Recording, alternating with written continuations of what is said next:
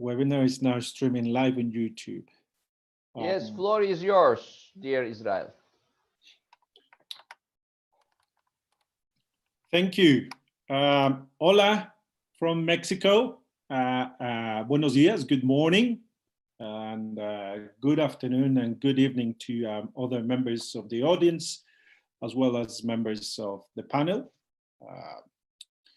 which I would like to welcome. Also, Ramadan Mubarak to those of you who are in the Ramadan month that has initiated and initiating also in other countries today.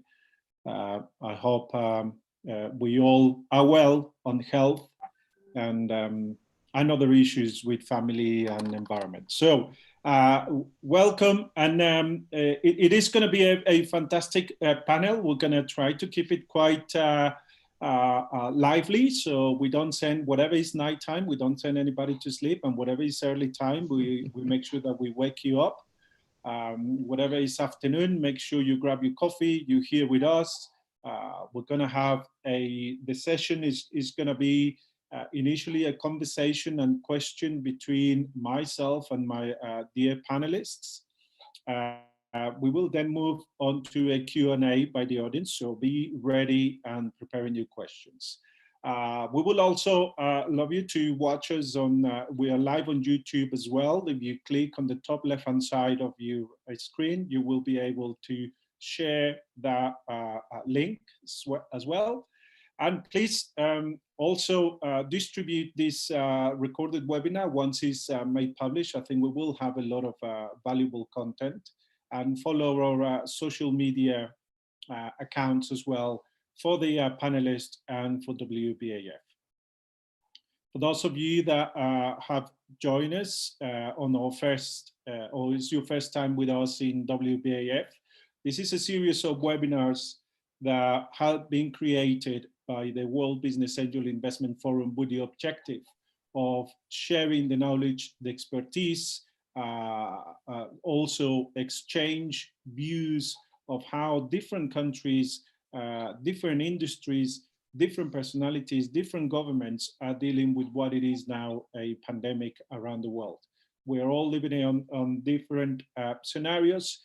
We go our own challenge, but it is also comforting to see that the challenges are shared around the world in different countries, and that we can take best practices as well as better advice that you could also take with you, take it out there online and share it with others, and also apply it to whichever industry or stage of investment or startup you are. We're going to start, and the title of this webinar and discussion panel is the post-pandemic business environment for startup, angel investors, and venture capital.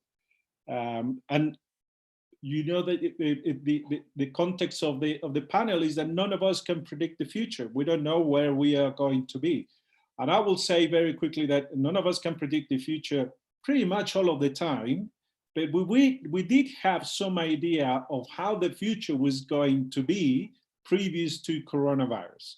We, as investors, angel investors, VCs, we love planning. We love creating scenarios every time we evaluate a startup, an entrepreneur, and we think we know how the future is going to pan out, because we pretty much look at the history for the past 10 years and we think the industry is not going to change.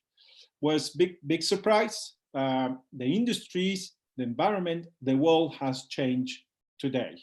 And today, more than ever, we don't know what's going to happen in the next 2 months, in the next 3 months, in the next 6 months. So with that in mind, we'll immediately go on to my dear members of the panel to introduce themselves. I'll be calling each one of them.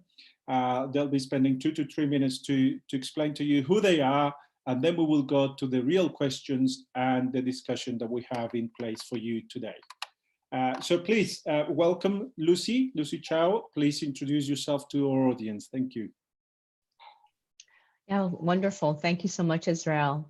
Ramadan Kareem to anyone that's celebrating right now. I'm based in Dubai. So I'm the director of the Women's Angel Investor Network. And what that means is that we are an angel network which has all female angels, and we also invest in companies that have at least one female founder. So I'll talk a little bit more about having that sort of a lens and the implications for funding going forward. I'm also very pleased to be part of the executive committee with the WBAF fund, and I'm an angel in various other networks in the US, Next Wave and the Founders Network. Maybe I'll leave that for now. Thank you, Lucy. Fabrice, please. Yes, so I'm a senator at WBAF for Luxembourg.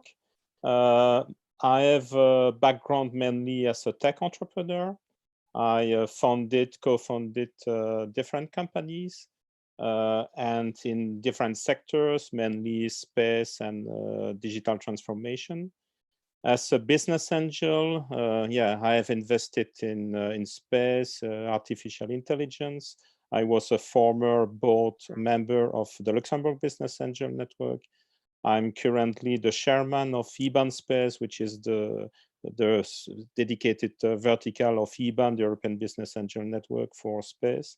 And I'm also the co-chairman of the Luxembourg Space Tech Angels Group, which is a local association in Luxembourg, trying to aggregate as many business angels to invest into space. So that's it for now.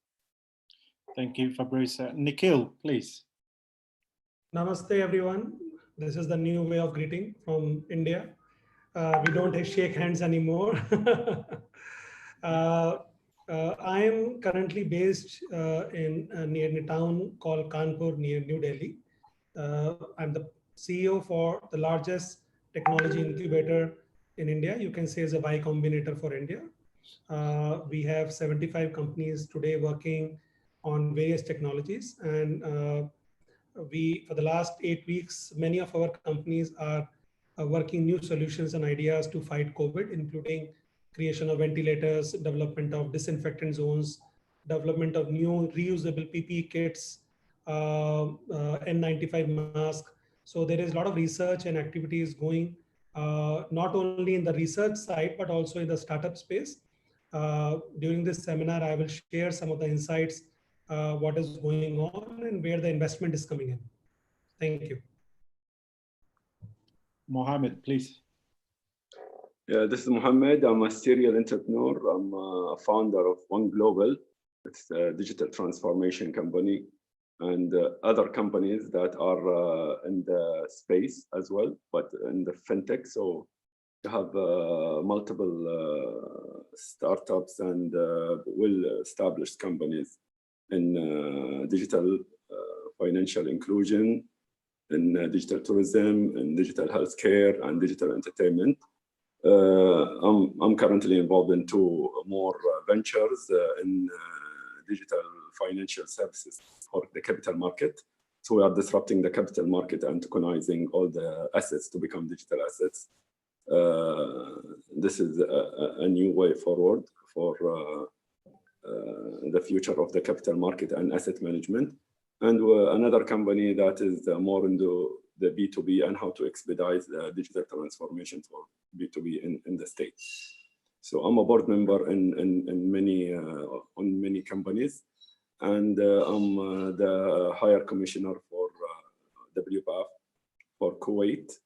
I'm a member in the global chamber and advisor to the board. And looking forward to discuss this exciting post-pandemic with Israel, the new future and the new world that would be after this COVID-19. Thank you. Thank you. And precisely, just taking the words from Mohammed, is we should stop thinking that we're going back to normal after the pandemic is over, because we are going into a new world. Everything is changing, everything. And what we know now of the present crisis, which is a crisis, is that restaurants have shut down. A lot of services industry has suffered quite badly. We know, and we speak to everybody that we speak to, the first thing that happens is precisely this. There's a lot of exchange onto how bad is it with you? How terrible it is what we're living right now. How many people, unfortunately, has passed. And that it also creates a little bit of a downside onto our well-being. You know, we start thinking negatively.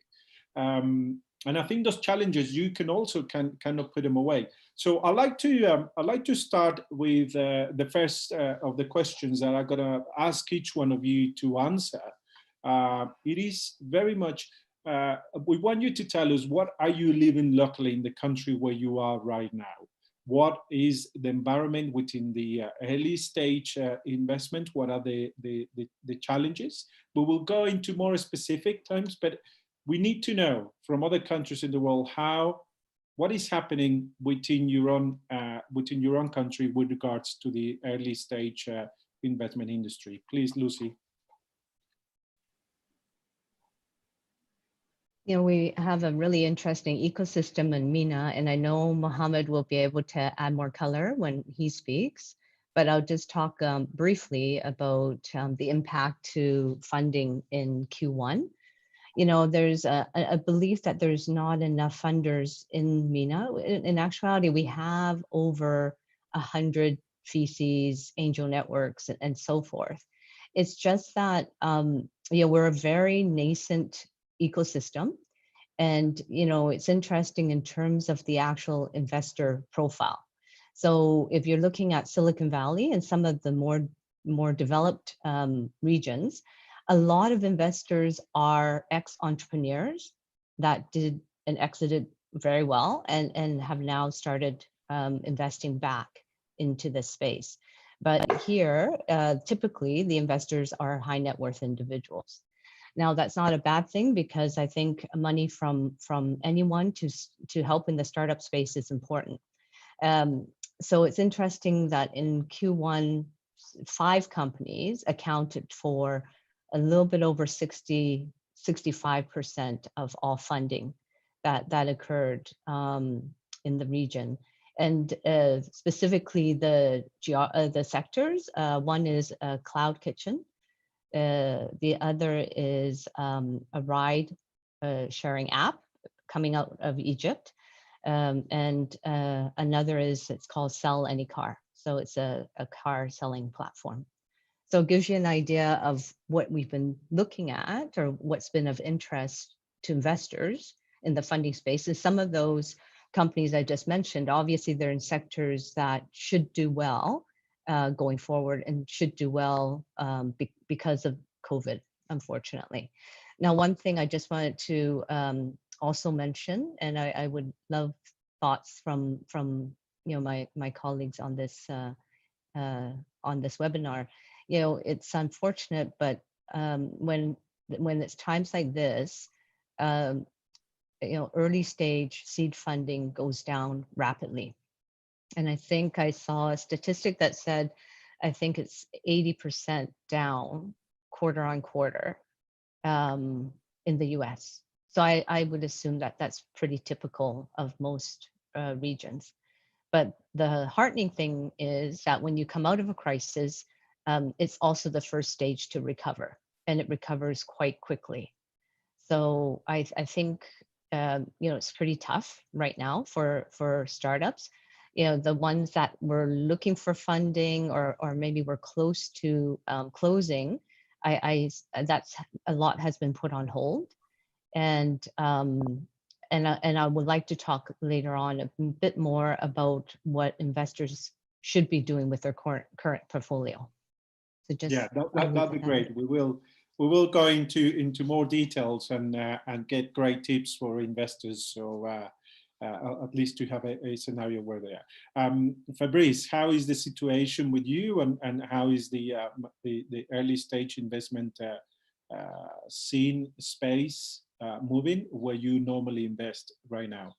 Yes, so in Luxembourg, they adopted a lot of measures to help companies, not specifically startup, but mainly companies. Unfortunately, for example, for the startup, there was one thing that was a bit complicated for startup because they ask that the company has minimum 15,000 turnover to receive the help, which for some very early stage startup, it may be complicated if they are still in the phase there where they don't generate revenues. So in order to, let's say, measure that, the government, and hopefully in Luxembourg, they react quite fast.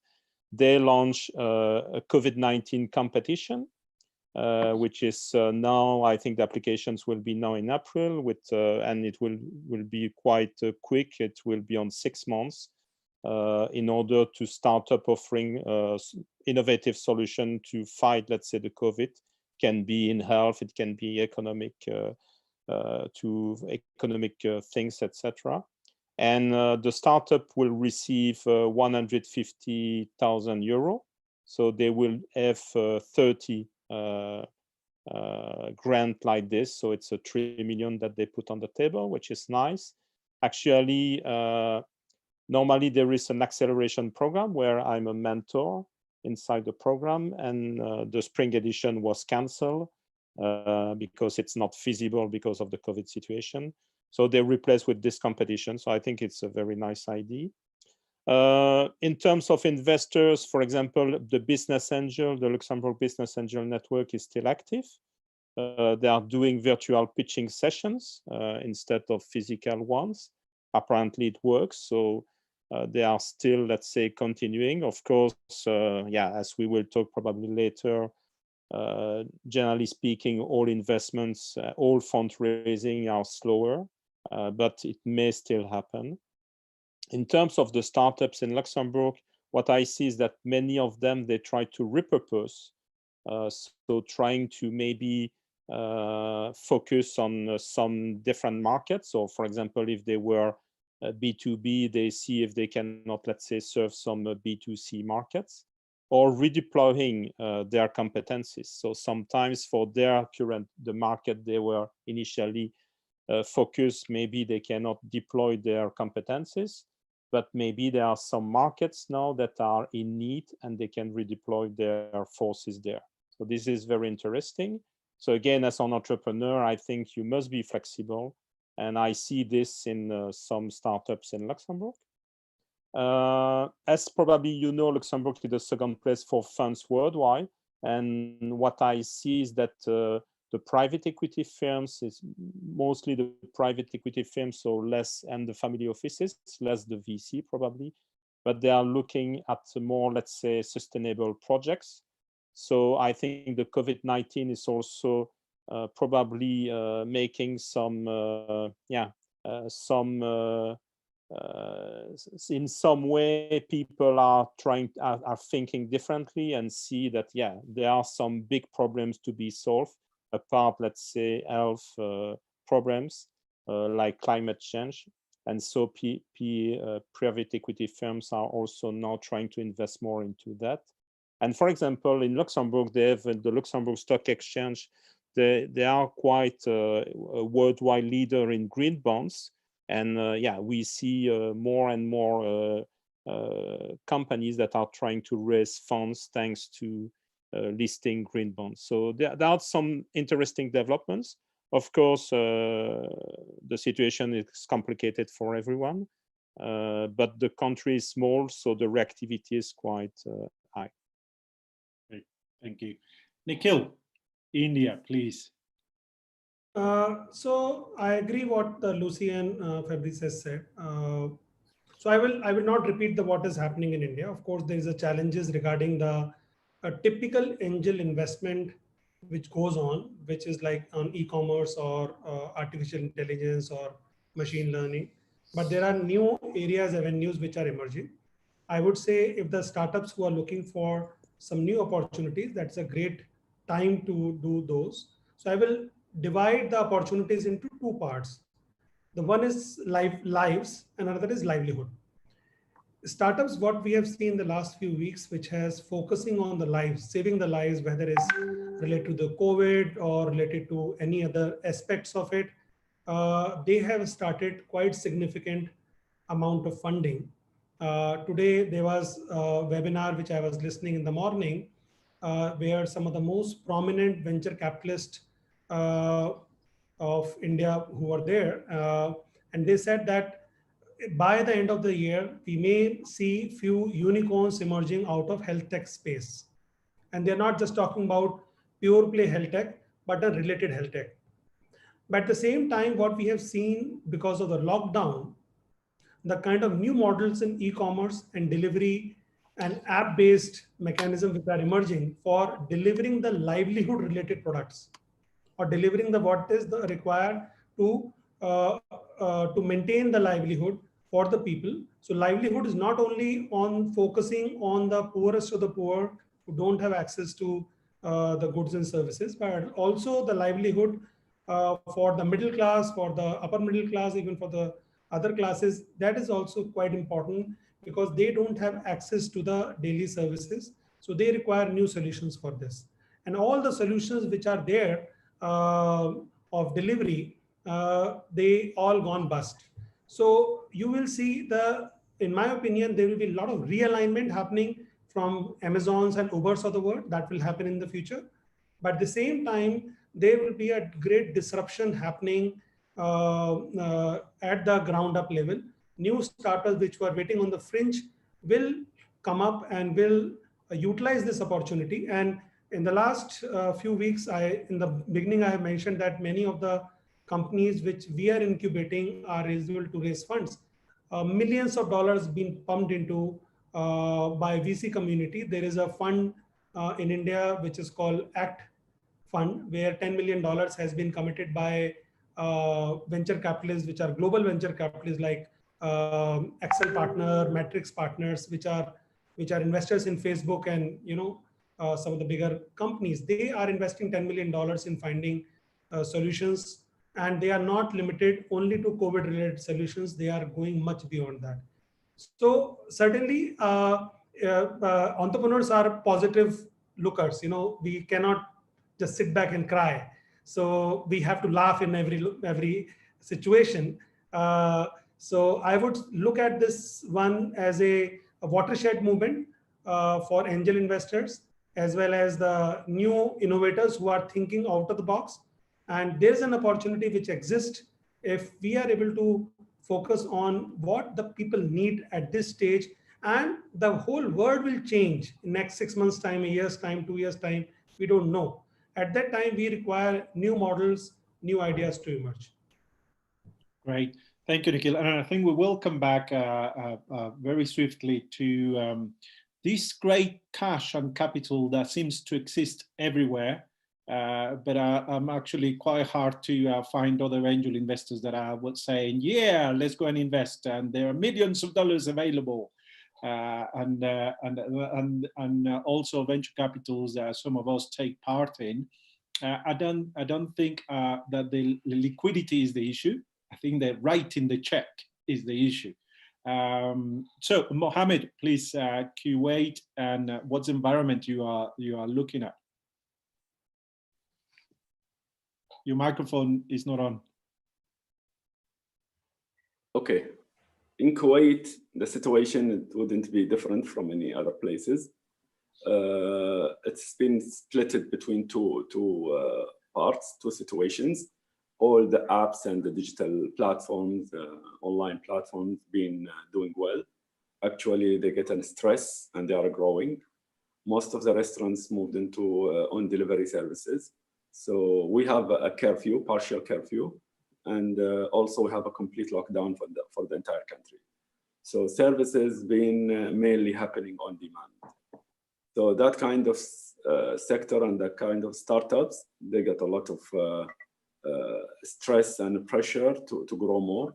And the other parties where they've been closed out, like the beauty sectors and gymnasiums and all that kind of sectors that require physical presence inside the facility, those are suffering and they are facing problems with their major two factors in the OPEX, which is the salaries and the rent. So, but what is happening inside the government, they have done a lot of stimulus. So these stimulus is majorly is going to be forwarded and directed into the rents and salaries for the upcoming 6 months. Also, the loans inside the banks being deferred to 6 months. So lots of activities trying to reduce the effect and the impact on the ecosystem. We are not like other areas where we have lots of funds that is are currently working and funding.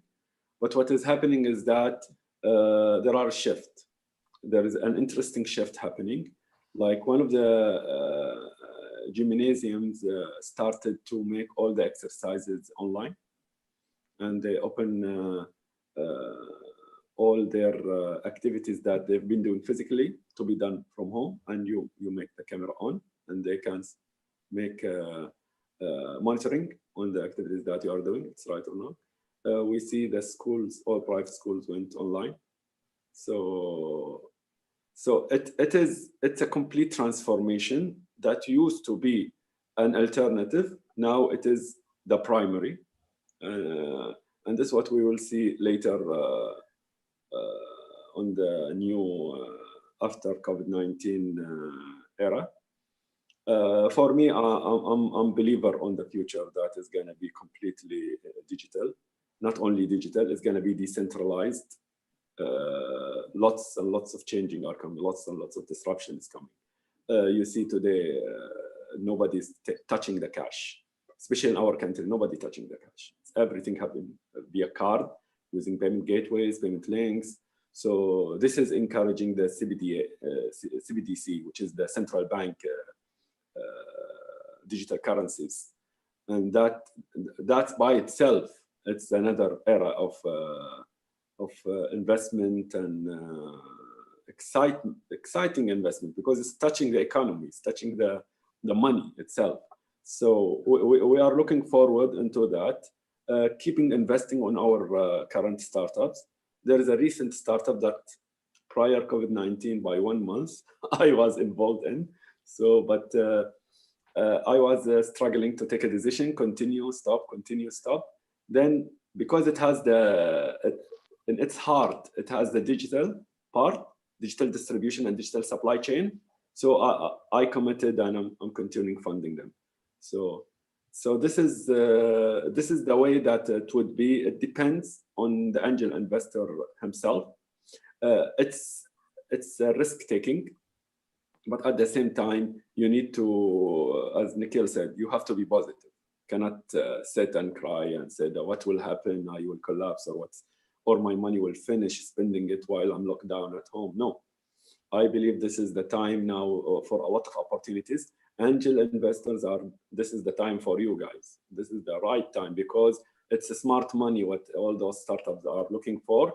It's not only the money. You can do restructuring for them. You can do deals with the customers, the clients that have been buying from them. So you can do convertible notes. You can do a lot of activities that can sustain the startups. The startups are an important layer inside the economy. Big guys is different than the bottom guys. Startups are coming in the middle. So I believe that we should look positively into that, and as much as we can, we hunt opportunities, especially that would be the future more into biotech. So lots and lots of investments going to be poured into the biotech, healthcare.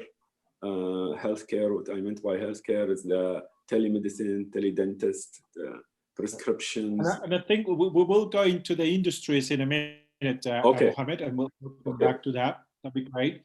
What I would like to take the next question to the panel onto is, look, we are all angel investors. We all have our portfolios. But there's a fact. I mean, NASDAQ did a research, and it's saying that that research of angel investors and VCs, 38% of them said that they will hold all their investments during the coronavirus, i.e. the portfolio will stop the new investments. 28% of them are actually reevaluating their commitments as a form of measuring what's going to happen with a portfolio. 43% they say they will be investing differently after coronavirus. Different strategies, different conditions, different everything. And now we're getting into the nitty-gritty of what this panel is all about. So you as angel investors, you are members of VCs. What is your strategy right now of your portfolio? How are you managing your portfolio? You're gonna have some casualties. That's a given. Please be quite straight with it. How much of your portfolio you think is not gonna survive this? Because that's a portfolio evaluation that we as angel investors are doing all the time. We know we have mortality rates on the normal scenarios around the world. We know that 70% of the investments on angel investments don't make it onto the next stage. That's on the normal circumstances.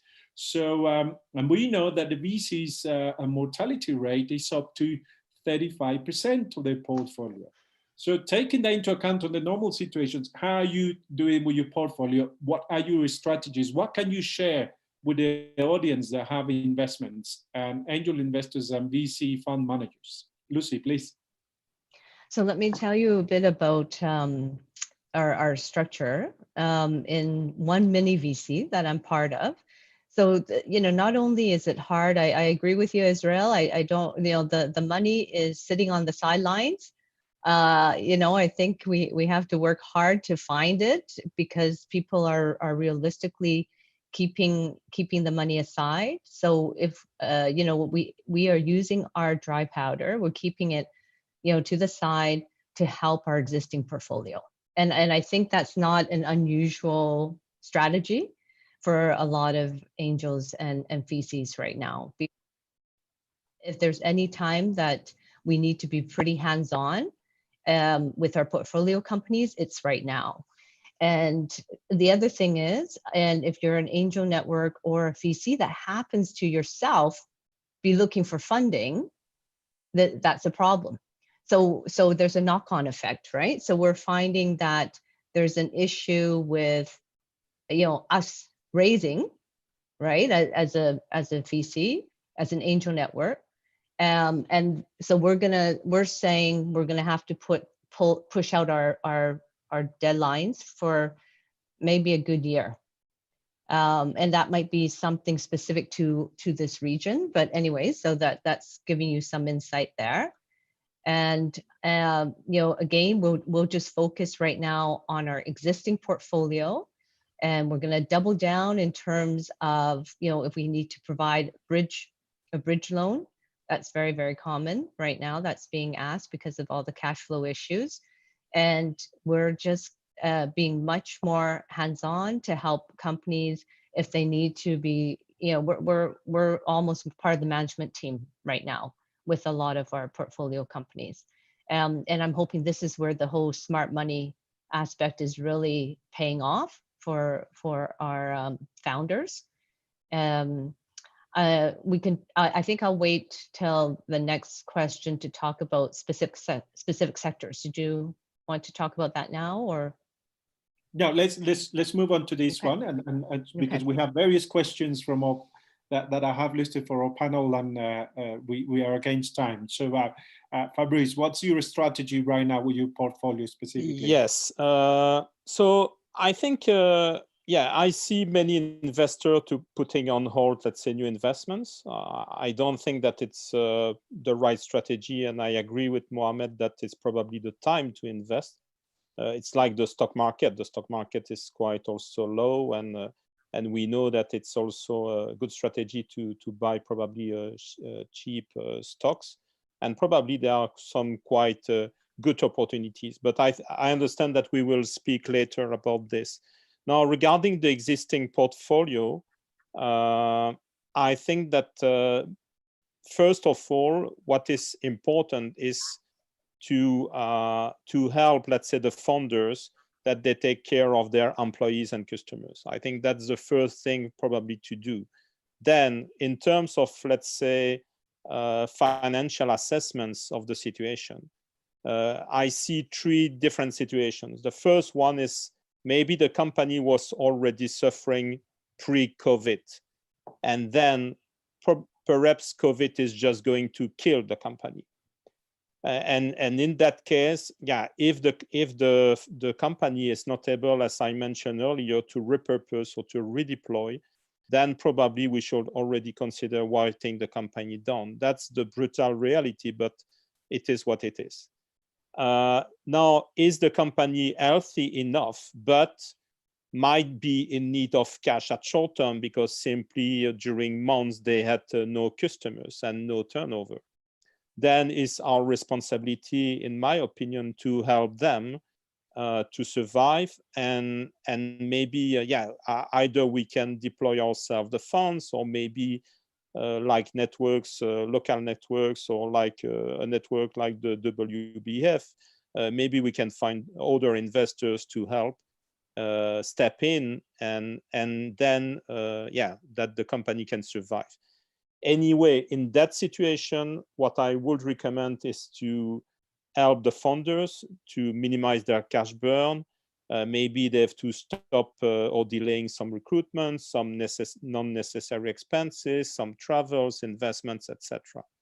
So yeah, it's maybe not the ideal situation, but at least they can survive and, let's say, pass through the crisis. And finally, there are some companies that maybe they did recently some funding round, and maybe they have enough, let's say, they had quite good revenues and they have cash reserves, and maybe they have a runway of 18-24 months.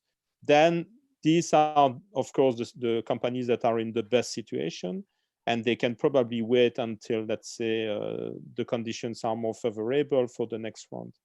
So in my opinion, I think that's a good approach for investors, is to look into these three cases. Great, thank you. So Nikhil, and knowing that Lucy and Fabrice have mentioned restructure your portfolio, Fabrice has mentioned of course you have to take hard decisions because as we know, cash doesn't grow on the trees, and we also know as well that you can't put good money after bad money. So the decisions of angel investors have to be harsher now than before. Probably a little bit less of angel and more of an investor hat. Not because there's no smart money, but it is smart is still there. But the realities are those. So countries have cut back. We're going into global recession. That's the reality of it. How is the portfolio that you see of the angel investors in India that is gonna, how are you gonna manage it, and what are the tips that you can give in order to better manage your portfolio right now? Never mind about new investments. We'll talk about that later. But the present portfolio, how would you have the best out of it so you don't have a crash on your own portfolio? So certainly it's a very tricky situation currently, as already the other panelists have said. There is no recipe to look at that what will succeed and what not. So, but there are certain clear emerging areas that are there. If you feel you have to speak to the founders, you have to speak to the team members. How confident are they of their business? Are they struggling for survival? It is better to, if they are struggling for survival, then the conversation has to be in a different way. But if they are sounding positive, and if they are looking that they can make out once the lockdown is over, lockdown is not going to be there forever. The businesses have already started preparing for post-lockdown situation, whatever it is. I'm not talking about the second wave or third wave of COVID coming in and new viruses coming in or old viruses going down. I'm not talking about it. But lockdown is not going to stay. That is quite clear. The life has to go on. It is a hard decision, but at the same time, the realignment has started happening. So the companies the founders which are able to and willing to realign to the new situation, they're the investors who should put more money, and they should give them a stick to survive. But the companies are not willing to. They are like some high-headed founders, and they say, no, no, we will stick to whatever we're doing. Like, it's like a clinging to your own baby. You are not able to get away. You always cry on the lost love. That's what is being said. So who are stuck up in their own situation, who are stuck up in their own technology, and they are in the love of their own startup without thinking about the realignment. That's what my advice to investors is, that they have to take hard decisions, because it's an unprecedented situation, require unprecedented steps. It is not a business as usual situation. So realignment has to happen. And that is only possible when the investors take up an executive role in a company for a few weeks to participate and discuss with them what's going on. And there are, like, I know that this question you are going to ask, but I will certainly answer in the next round. There are people who are sitting on the fence. There is enough money still in the market, because the old avenues are stopped completely. The real estate is gone. The other investment, like luxury investment, markets are in yo-yo. So the situation is quite bad for the people who are already sitting on the money, and they are not able to multiply. So startups are the future for the future investment. I will take it up more detail in the next round. Great. Mohammed, so we are looking at more controls maybe for a portfolio, more involvement to come into it, i.e. Be more smart with your portfolio. You and I have had plenty of conversations where we have spoken even about putting in a CFO every time you make an investment on a startup, on a scale up, because looking at how the money is being used has always been an issue with the startups. We know that. We are angel investors, and we know that our portfolio has issues with KPIs reporting and the bank statements and how much cash flow there is and how it's being used.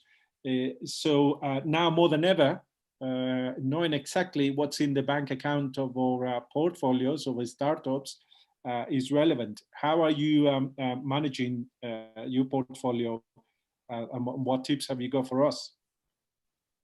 Actually, I wouldn't go far from what Fabrice said, that you will look into the portfolio and see which companies are already struggling before COVID-19, and you've been trying to give them their last what they call it, last breath to survive. Those companies, I believe, you should shut down. You shouldn't continue investing on them. So, and I already took a decision on one. So it's completely shut down. And if it is transformable into a digital form of it, if it's going to be restructured to go digital, that would be, I have done that with another one that it has posts offline and online. So I shut down for good the offline, and I'm focusing now to migrate everything to go offline. We do have companies that used to be working on B2B, on B2C business model. So B2C is a lot of investment needed for reaching the end customer. So there are a lot of companies now are struggling and would like to go to online. So their business model shifted to be a B2B, and then the others have the money to reach the customer, and already they have their customers. So that kind of model works well. So if I don't have such a startup that I would negotiate with their customers. Actually, there is one I'm helping to negotiate with one of their clients to take a stake. It's going to be a sort of convertible note. They would like to build similar setup. So instead of building, why don't you make like a bridge loan in a form of a convertible note? At a certain floor, you can exercise. So that kind of instruments you can use with the startups. Merging, if you have inside your portfolio startups that are doing similar activities, but they are having their own, everyone have his own unique selling points. If there are two payment gateways, for example, one of them is catering for fraud and the other one is catering the tokenization. So merging them together and having one setup strong that can serve both customers. So there are a lot of activities that you can do as an, it depends on your expertise. And this is very important when we say about the angel investor, he has a legacy, he has an expertise, he has the knowledge. So he knows how to restructure, how to, it's like an art when you are painting. So you change the color, you change the mode, you change the waves when you are moving your brush. So this is the way that you need to look into your portfolio today. Get out from your mind what is happening outside. Try to help. Now focus how to help, because those startups having another human part, which is their families, they have to tackle this. So this part is very important to tackle. Even if you shut down a startup, you can take the same talents, that good talents, and you put them in the successful startup. So that kind of thinking would be importantly happening now from any angel investor that is looking into their portfolio. Also, extra investments I'm holding.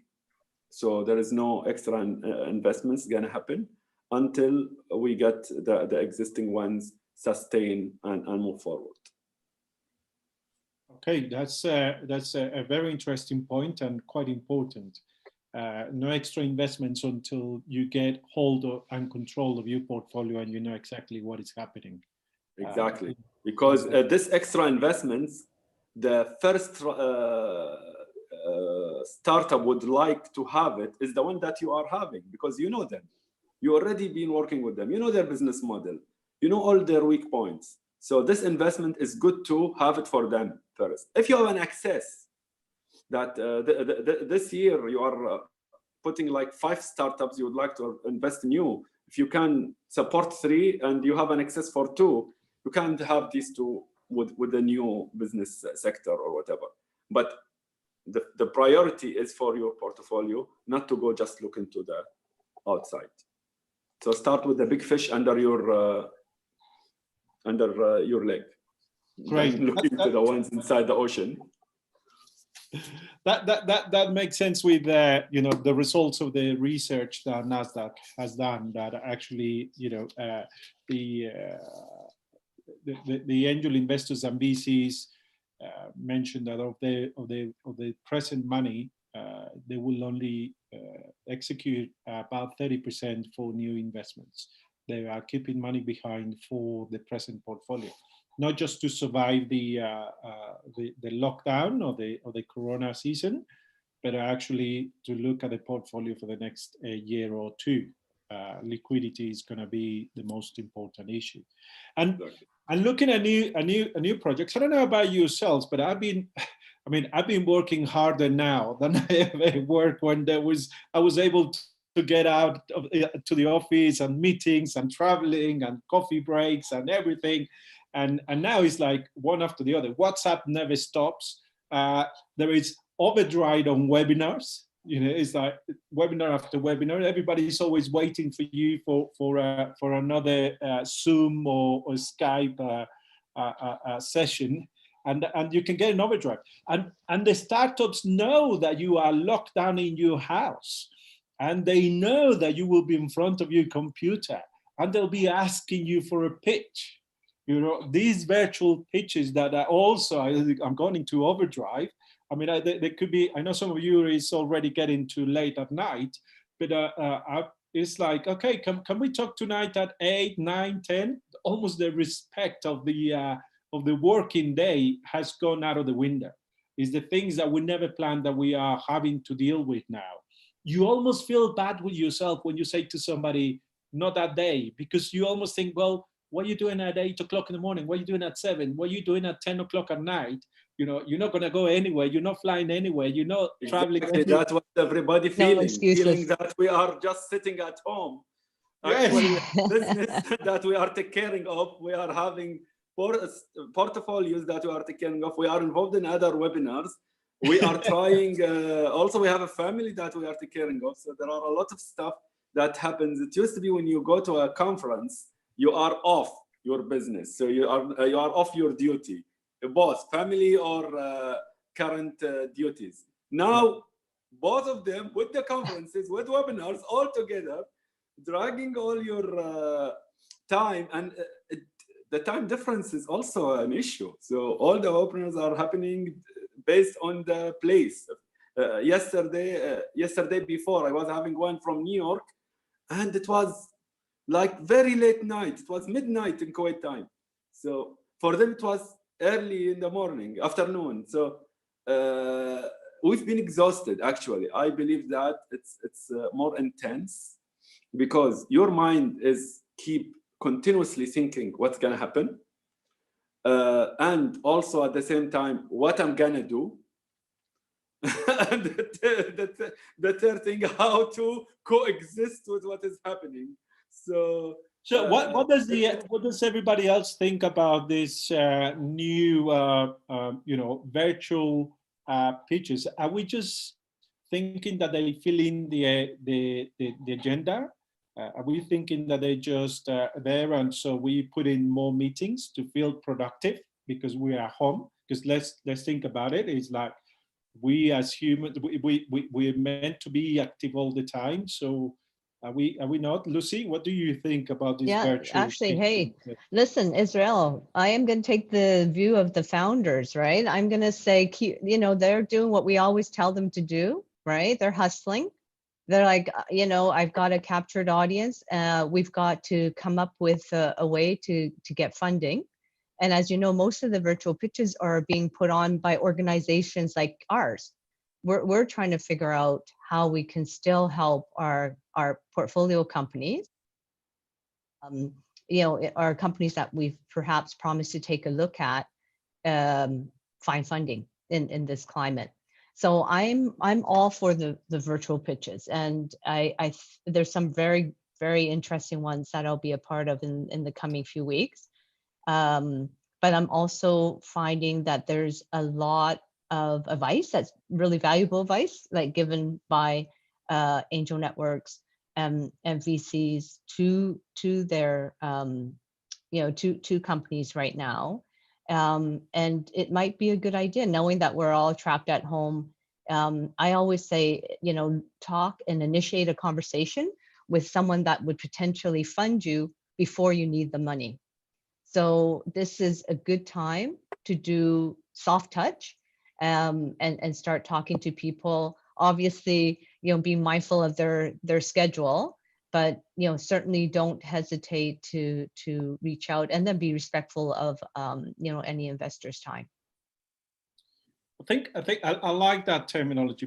Be mindful and soft touch approach, which it means you're not scaring the investor away. You're actually you're having that connection, which I think is what a lot of the startups or entrepreneurs miss out on, because you get attacked to always, okay, so are you going to invest? Or once we pitch, when do you take a decision? Is very difficult, and especially now when you are being also open your schedule to have these meetings. How is your virtual pitching sessions going, Fabrice, for IBAN and for your network in a specific? Yes, but actually, I agree with what was said before. I think people believe, yes, you are in lockdown, so you have more time.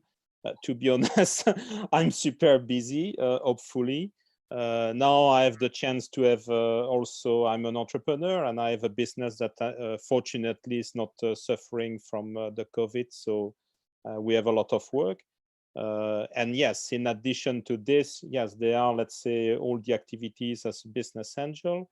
And you are right, there are a lot of webinars because everyone is now turning to the webinar. So there are, I think that I counted that with all the lockdown and probably with next week too, it will be about 40 webinars that I would have attended. So it's just huge. Now, of course, there are some of good quality and some of less quality. Regarding the virtual pitches, to be honest, it doesn't change too much for me because personally, I'm not limited to invest locally in Luxembourg. I'm looking internationally. So I've been often in touch with companies that are in US or other parts of Europe. And and they just pitch, let's say we do a Zoom and they make their pitch. So where it's different is, yes, for the local companies, because the local companies, we were saying, okay, let's grab a coffee and we can just be acquainted, etc. I think this we are missing. And for example, I had a discussion recently with some investor colleagues, and they were saying that it's difficult to invest in a new company if you cannot meet, let's say, the founders physically, because it's true that I think humans are social, let's say, animals, and we need to have these contacts. And virtually, I think we can do a lot of things for sure. But at some point, when you have to make the final decision to invest, I think it's complicated if it's all virtually. I already did, but I was, let's say, more a follow-up investor, following some orders, and I was trusting, let's say, their judgment. Now, if you are more in a leading seat, I think that it's very complicated if you cannot really have a face-to-face discussion with the founders. So, so it's why I think that most of the investment decisions will be mainly after the lockdown, when people will be able to reconnect, let's say, face-to-face. Because, virtually, probably, yes, if you are part of a group, and maybe if some people know well, let's say, the founders, then it may work. But otherwise, I think personally that it's a bit complicated. Nikhil, what do you think of the webinar overdrive and the pitching sessions? And you also got an accelerator, which means loads of the entrepreneurs will be looking for you to connect them to your angel network and your VCs. That you're also a member of a committee of the WBAF fund. So how's your overdrive? What tips have you got for angel investors when they're doing this virtual pitching? So I'll tell you my personal tragic story. For the last 2 days, I have a sore throat. And this is not because of the virus, because of excessive speaking. And my ear and my elbow, I will have a tennis elbow soon because I am holding my phone like this all the time. And I now have made a point, after a minute of speaking, I have to shift my phone here. And then after some time, I have to put my headphones, because if this COVID will not take away anything else, it will take away my throat and my ear. That is for sure.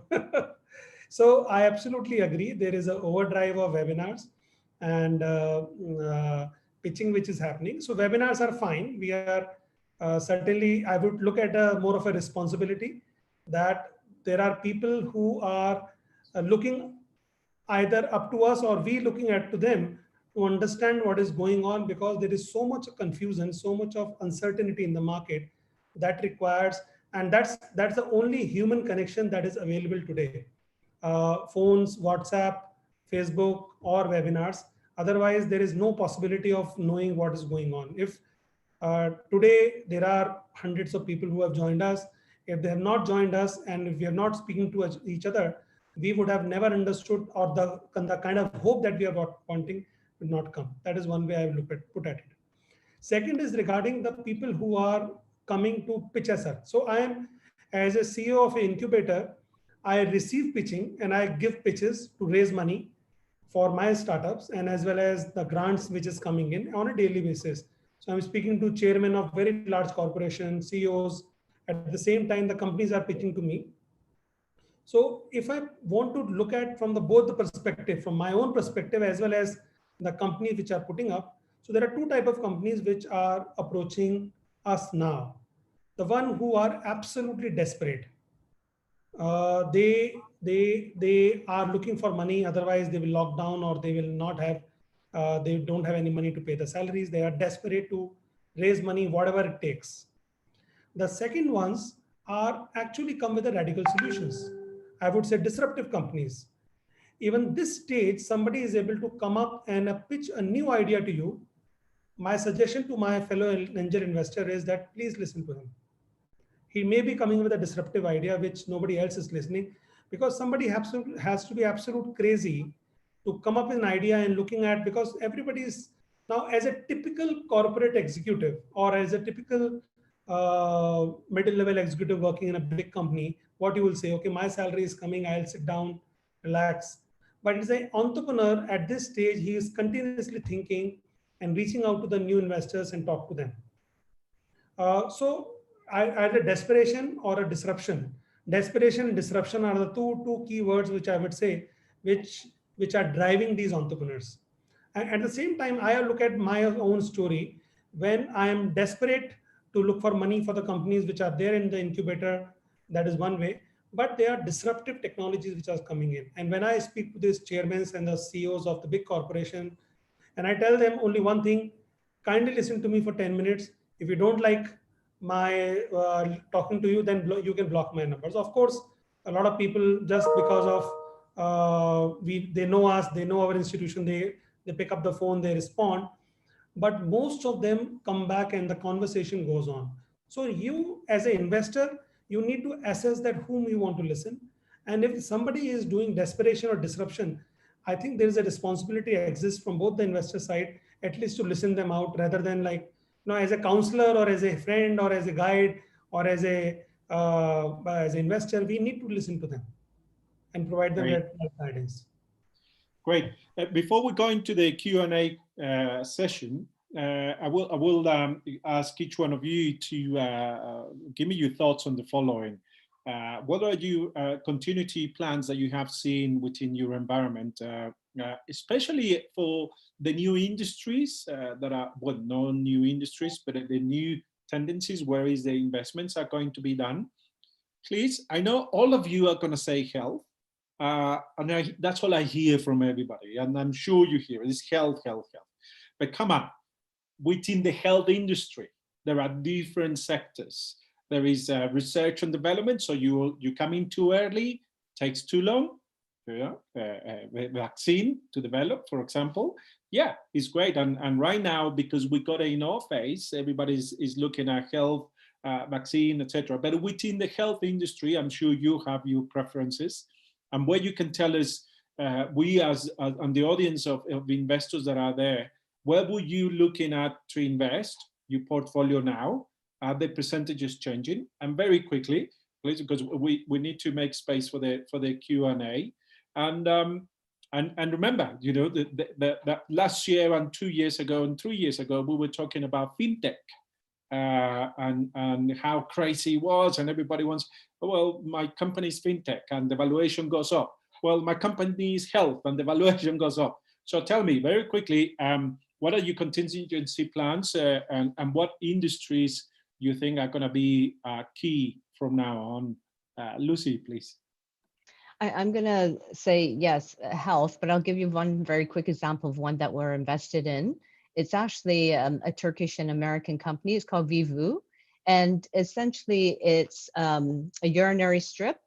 And by looking at the results with an app on your phone, it will tell you what your body needs. Maybe you're low in magnesium, whatever. And then in time, they're going to be able to work with companies like Starbucks. You'll be able to go into Starbucks and they'll tell you, okay, you're low in this, so you should order the green tea latte or something. So a fabulous company. So that's a very specific example. But I will say in general, I think what I foresee in the future, and I think this is one of the questions coming up from one of our audience members, is social impact. So even though, you know, I'm all about money, I'm all about making profits, because we invest in, I have one company that invests in female-founded startups. They're all for-profit companies, but many of them have social impact.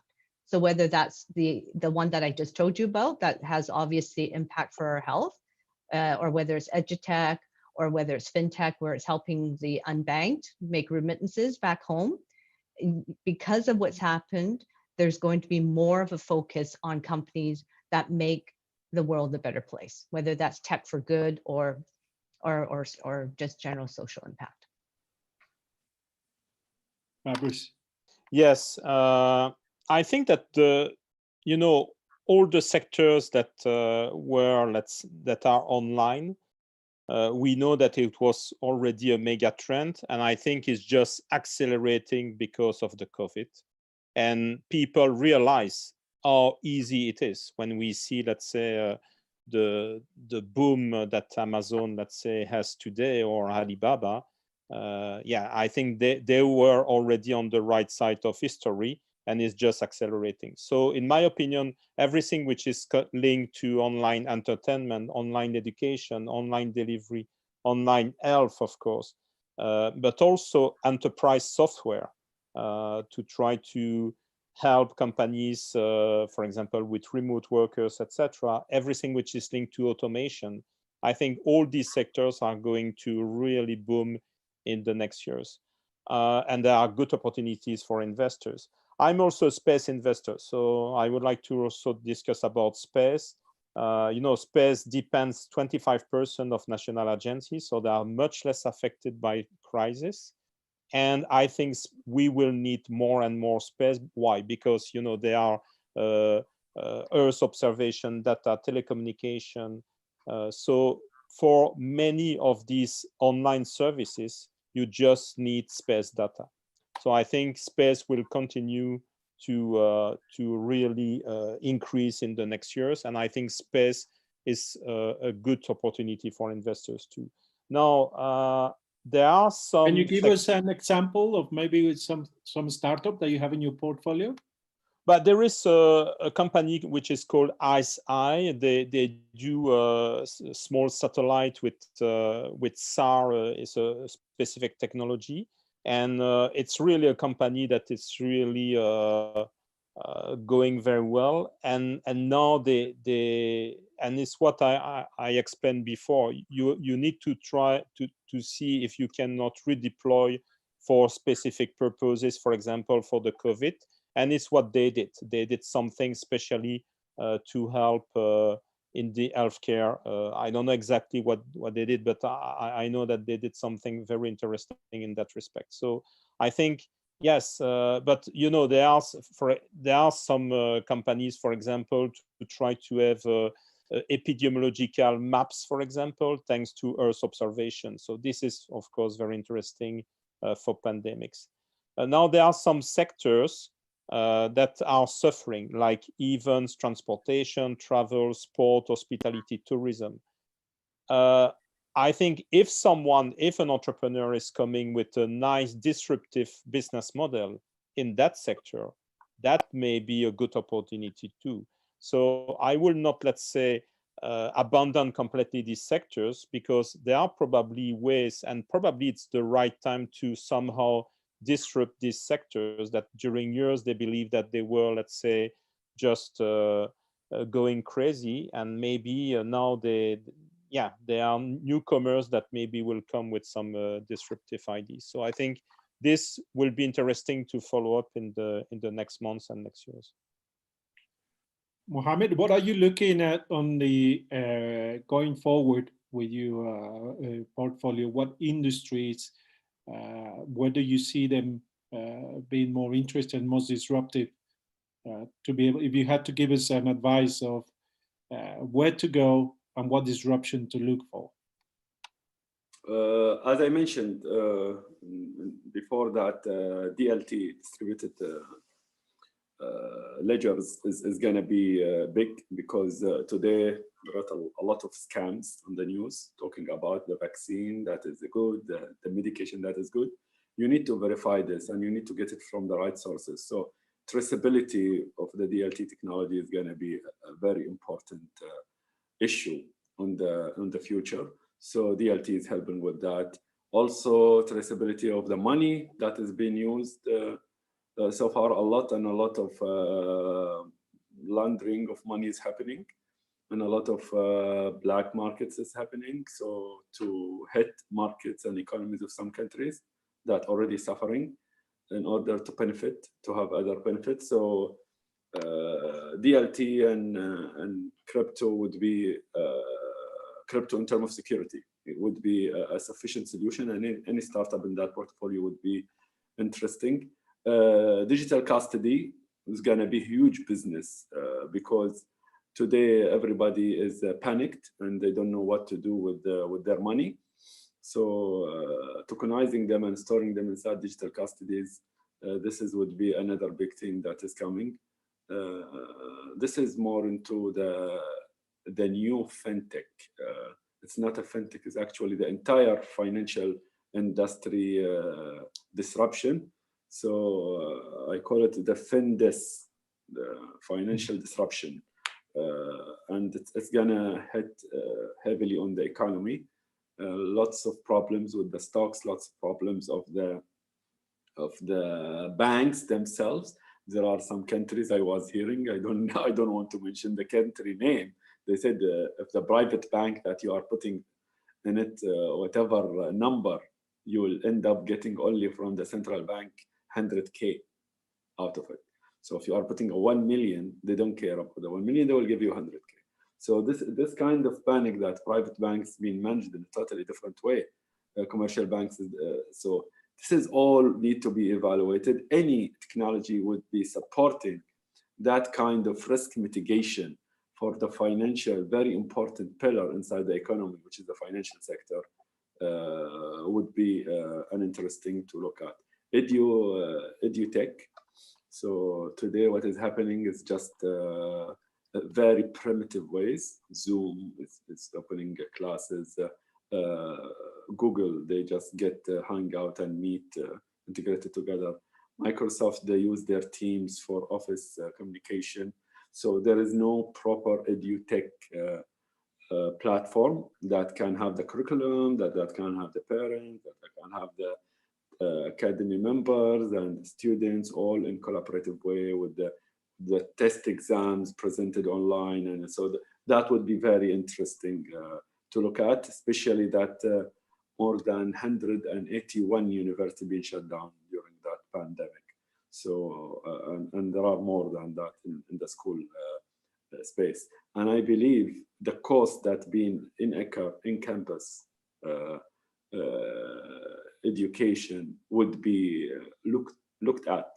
So why don't we have online? Why I need? This is also going to be important for the tools like that, what we are using. Today, when I go to Istanbul, or I go to Cairo, or I go to even to Los Angeles to do 4 meetings a day, it was like I'm lucky. So because of the traffic. Now with such tools, why I need to move myself from the hotel, or I can do everything online. So if I have the proper tools to present my presentation and highlight, have a whiteboard that I can draw and fully interactive, that would be an interesting, and this would be a really important tools that will be coming for startups to use a lot instead of moving and putting fees there. So optimization is gonna be the futuristic, I don't say cutting cost or, no, it's gonna be optimization. The things that can be done online, it's gonna be done online, and it will continue to be online. In healthcare, I see telemedicine. Telemedicine is really important. We are investing now in telemedicine. So virtual visits for doctors, trying to get the remote health devices. We are in touch with a company from New York. They have done an interesting device that can do all the vital readings, and it can check your heart or your breath or your SpO2 inside or your temperature, and communicate it into the cloud, and they can the doctor cloud is coming and assessing on that. So this is a very important space that now is being also looked at. We are in genome. Genome is going to be huge, the biotech. So this, like what Lucy said about the urine, that instead of the urine, actually we are using the saliva. So your saliva is easier to ship than the urine itself. And it goes to the DNA, and it comes with a list of all the diseases that you are having a tendency to, or the kind of problems that you can heal with the nutrition program or an exercising plan. So there are a lot of spaces. In our country, food is important. So we feel food tech and bionic farms is going to be one of the important fields in the future. That is all based on water and soilless, no soils. So farming at home and making what you need. So in the lockdown, you cannot go and buy these groceries, or you go and you find that it's finished. So planting at home, I believe this is South Korea is investing a lot in that space. And there are a lot of sectors that are emerging and booming in that. So, and I believe they are all opportunities to look at. Yeah, great. I recommend you to have a look at the chat. There are great comments there, and the questions that come to the board. And I'm trying to make Israel. Yeah, I just remember Israel. Yes, go ahead. Yeah, it's Fabrice. I just remember for ISI, actually, so they help track and count the cruise ships impacted by the COVID with their special satellite technology. So this is very interesting. Yeah. Great. Nikhil, you see some of the questions there. They're asking between the crossover between materials like nanotechnology, biotech, material science. Rodrigo Villar is mentioning that, and also saying, apart from Fabrice, is any of you involved in the space industry? That's one thing. And another thing, very quickly, and please jump in as you like, because we are going into the last 15 minutes. So I want to comment from one of them about the crossover between the different technologies. How do you see it? It's starting with Nikhil. And then if somebody else wants to take the other question, which is, how do we see space, the space of the real estate? You know, apparently the angel investors, especially in developing economies, have the majority of their portfolio invested in real estate, bricks and mortar, and passive investment. So I know some of you are in developed markets where you are the other way around. You know, you have higher risks taken. How do you see the real estate going on? And then also a question from our friend Miguel Martin for one of you, which will be what's happening with to boost cross-border, right? Mostly business angel networks were mostly based on location criteria, and I think that's true to developed economies, because traditionally, especially in the Europe and US, Europe not so much, but the US for this geographical size, they were very local. Cross-border for them is one state to another, and that's the reality of it. That's what the numbers say. And developing economies, we are more into cross-border. This is, you can tell by members of WBAF that the cross-border investment is very, very important. So there are three things there. Please pick and choose where you want to make a comment. I'll open the microphone with Nikhil. So I would talk about the space from the other side, not from the space at the top, but the space at the bottom, the space where we live in. I think the companies should also look at suddenly there is a change in space of where we live and work. So there will be changes coming in. If let's say imagine a situation, the lockdown is over for just for a week, where you are allowed to order, and there is a predetermined, there's a pre-announcement going in that again the lockdown is coming after a week. But for a week, you need to store things and you need to find out mechanism to start working from home. Your space at the home will change dramatically. So people are looking for avenues, methods, products, and resources so that they can realign their space at home. The space about the office will also change. At the real estate, which you mentioned about the real estate, the commercial space will move into a different direction. In countries like India, where very large population still is under the poverty line, where the spaces are a challenge. In fact, just to share with you, 75% of Indians who are there who cannot do the social distancing because they either live in one room or below. So that's a challenge which we'll face in countries in Africa, in Asia, and even in South America. So the space, even at the ground level, we need to understand, and there will be changes happening. So the furniture companies, the real estate companies, all will have an opportunity to relook at that space. Now, coming back to the comment which is made by Mohammed regarding the fintech, now we are hearing the stories that shall we hand over our credit card to somebody? Shall we hand over the cash to somebody? Will the cash will have a COVID stuck on it or a virus stuck on the cash?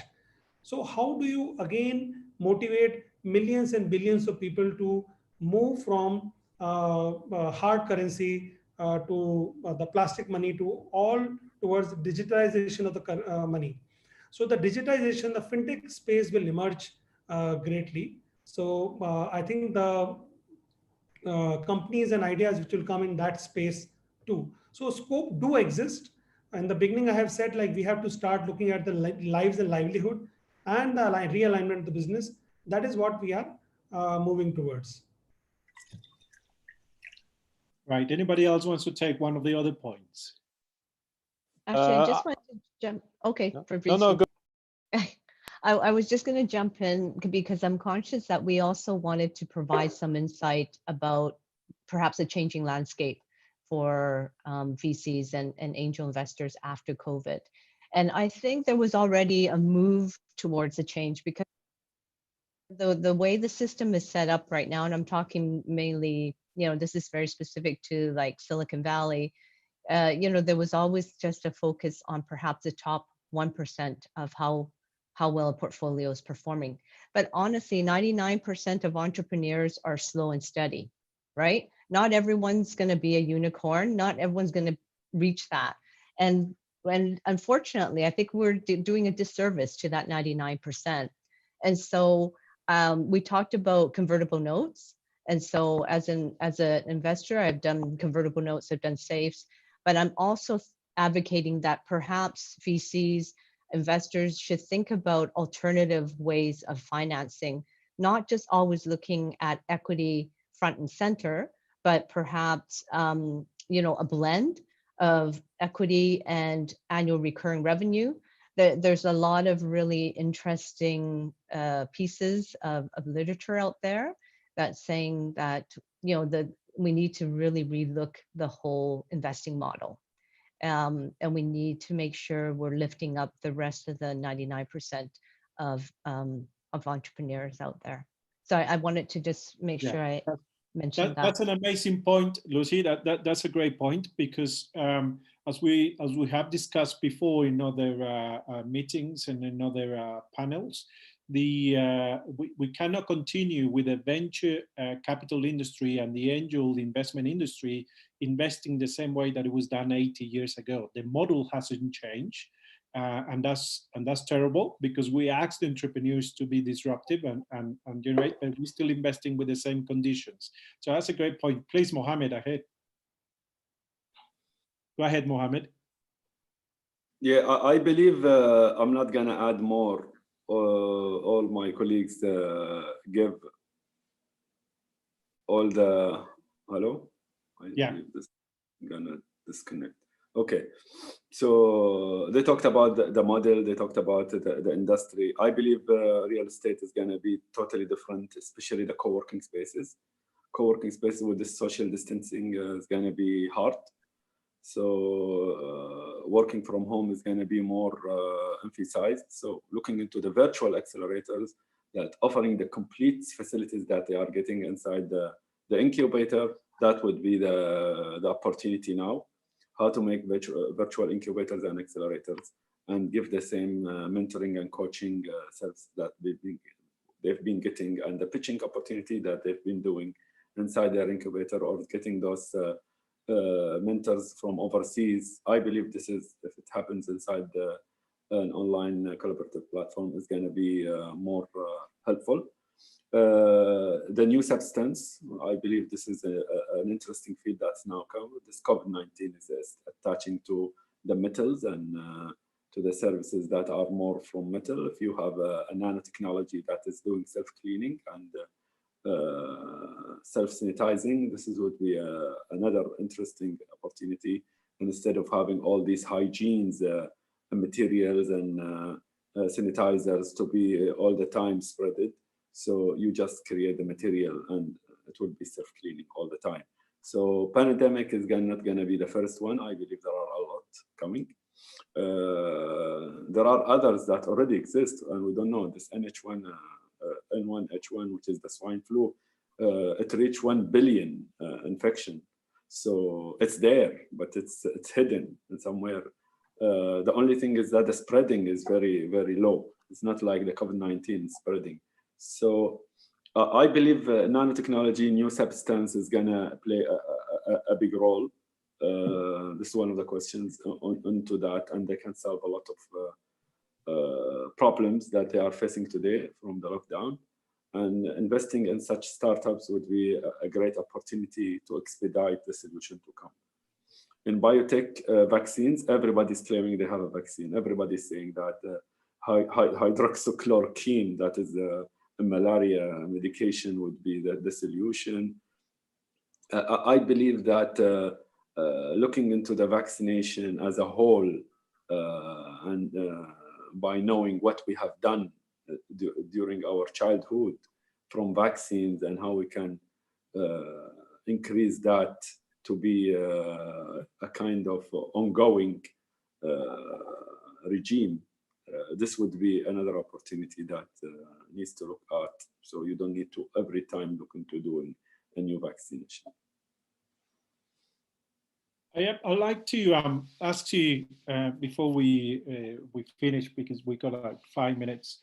Whom of you at this moment in time doing and looking at the cross-border investment being part of your portfolio? Maybe already is, but there will be investors in the audience that are welcome to join us, of course, in the WBAF fund, which is one of the best ways to convert yourself into an angel investor cross-border. But what cross-border you have right now in your portfolio, or are you looking at doing it? And maybe Fabrice, you can tell us a little bit about that. Yeah, I think in terms of cross-border investment, the advice that I would say is avoid to do it alone. Do it with some local investors. So maybe you can try to connect with some local business angel network, maybe a VC that works also with business angels, maybe, or any local association. It can be a local accelerator, maybe, that is looking for investors. But you need some local point. I think it's very complicated to do it by yourself because what I said, unless, let's say, you can travel, you can meet the founders, etc. But otherwise, I think it's going to be very complicated. And to have some local point, I think, will be key in terms of cross-border. So I think it's the best way to evaluate some deals. For example, during 2 years, I was part of FIBAN, the Finnish Business Angel Network. And yeah, thanks to them, yeah, they do all the due diligence, the deal flow, etc. I think that's much easier than if you have to do it yourself. Great, thank you. Well, we got the last 3 minutes, and I will now ask you to give us your closing remark that as a bit of advice, but so short that we could include it into a tweet, so that way we can stick to the times, and then we can come to a close. So if you, Nikhil, you're ready, please give us your tweet. My tweet for today would be: disruption and desperation are the mantra for success in this current situation. Great. Mohammed? Being positive, looking into the situation as an opportunity for the startups. They should go into their clients. They should look into their clients that they've been buying from them a lot of services and go and conclude a deal with them. They have to look into next time they are going to run, they have to look into smart money, because if their current angel investors, they are doing nothing for them, they should get rid of them. Fabrice? Yeah, I would say, and also to answer a previous question, look at maybe some convergence of different technologies. So companies that tackle big problems, that have a great idea to tackle big problems, and by using a convergence of different technologies, I think definitely these are the champions of the future. So I will definitely invest in this kind of companies.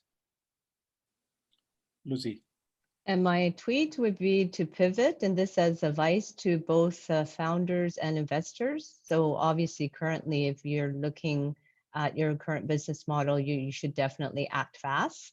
No one's going to ever regret having to act fast right now in this climate, and cash flow is really important. And then when we come out of this, how can we be better investors? So not only just the smart money, but what other vehicles, what other ways can we be looking at funding rather than just taking all equity? Great. I don't know if I will put a last call out to our audience, international audience. If there is one or two last questions that they feel we should answer for them, whilst they type, I will just make a summary. I mean, we have some great points that were discussed. Some of the takeaways, financial disruption, one of the things that has to be looked into, moving from fintech into financial disruption, sticking with disruption and desperation, how to analyze when somebody's disruptive or somebody's desperate in the portfolio, and what new projects are going to be, the concept, the technologies, how they're going to consolidate and be crossover between technologies that will generate the new startups. Pivot your portfolio, your startups. If you're an entrepreneur, some of the questions were, what should an entrepreneur do right now in the crisis? And is pivot. Read it quick, read it strategically. Something that is also a takeaway from this conversation is keep the cash moving. That will generate liquidity in the market, and also be creative about how you invest. Be fair.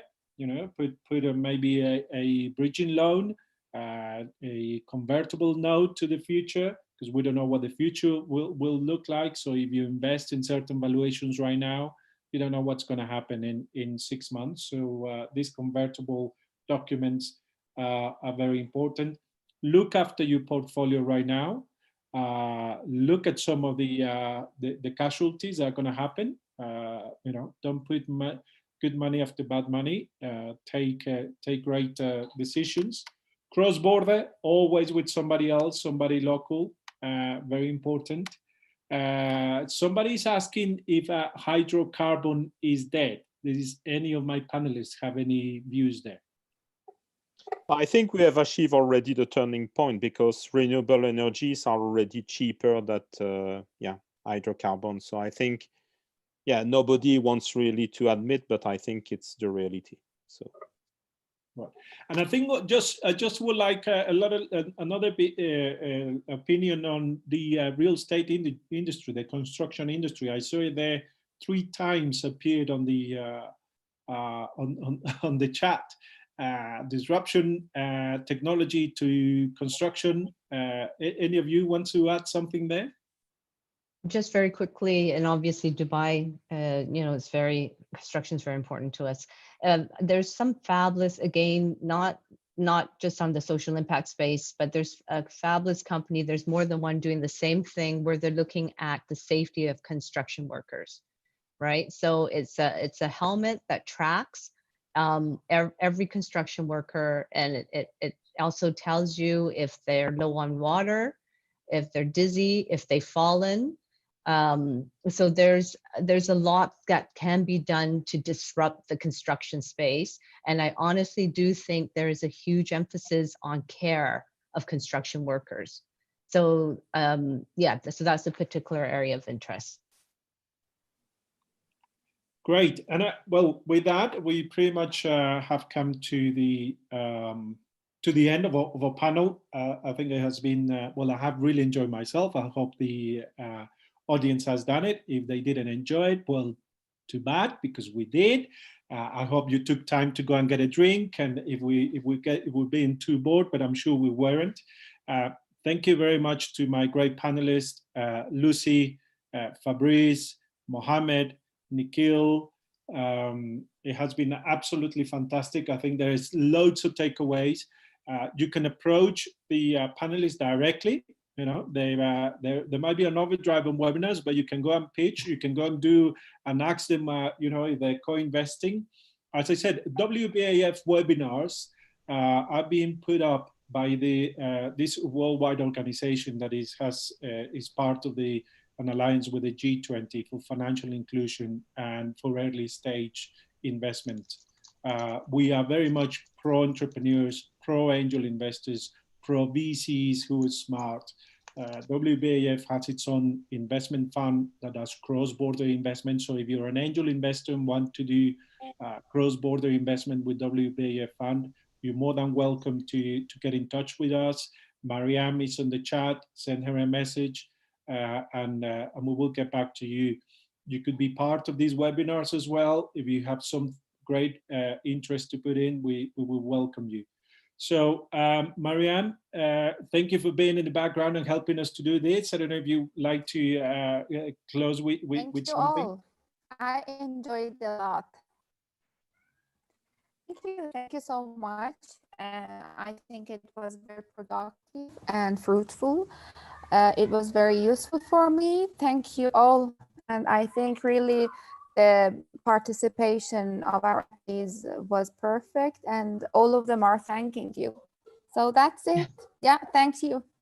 Thank Great. you, Have Maria. a fantastic weekend. Happy Ramadan. Thank you, Israel, for moderating the panel. I know, it's fabulous summary. Thank you. Thank you. Thank you.